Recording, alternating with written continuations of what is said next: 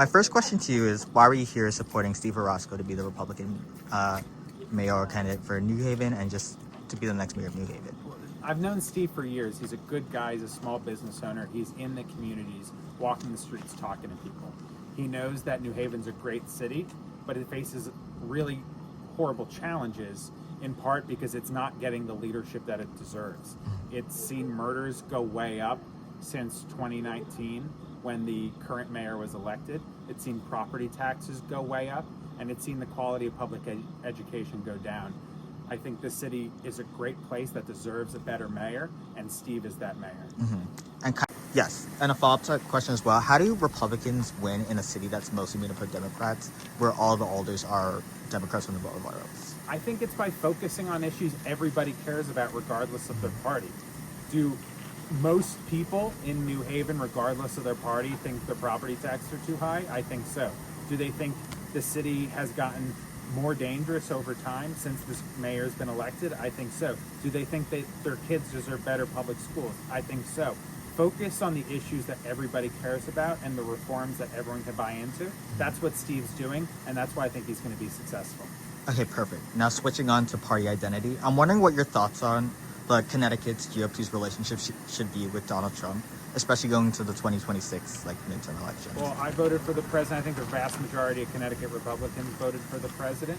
But I think that when you run for office, whether it's local, state, or federal, you need to address the issues that you're constitutionally able to effectuate change on. So if you're running for alderman, then you should be addressing local issues. If you're running for the state legislature, you need to solve issues like high electric rates and crime and public education.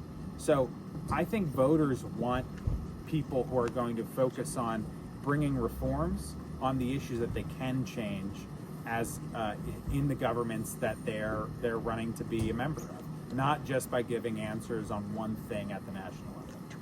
Okay. Next question, kind of turning back to being a Republican in the state of Connecticut. I'm wondering what your strategy for convincing Democrats and independents broadly in Connecticut to vote for Republican. Well, I think that Connecticut is ready for a positive change. Like the challenges we face in New Haven, Connecticut is a great place with great people, but it's not getting the leadership that it deserves. I think Connecticut residents deserve better than the third highest electric rates and the third highest taxes of any state in the country. They're hungry for a positive change. And on our campaign, we're going to focus on delivering reforms that cut people's income taxes by $1,500 for the average family, eliminate the public benefits charge and cut electric rates by 20%, bring people together and create safety and opportunity for all. Yes. And my final question is relating to housing. So Connecticut faces a major housing shortage, and Governor Ned Lamont recently vetoed a bill that would address this issue. I'm wondering what your view on that decision is, what that Lamont recently did, and how would you prioritize housing under being... I think we need local control of decision making in our state. The government that makes decisions locally makes decisions best.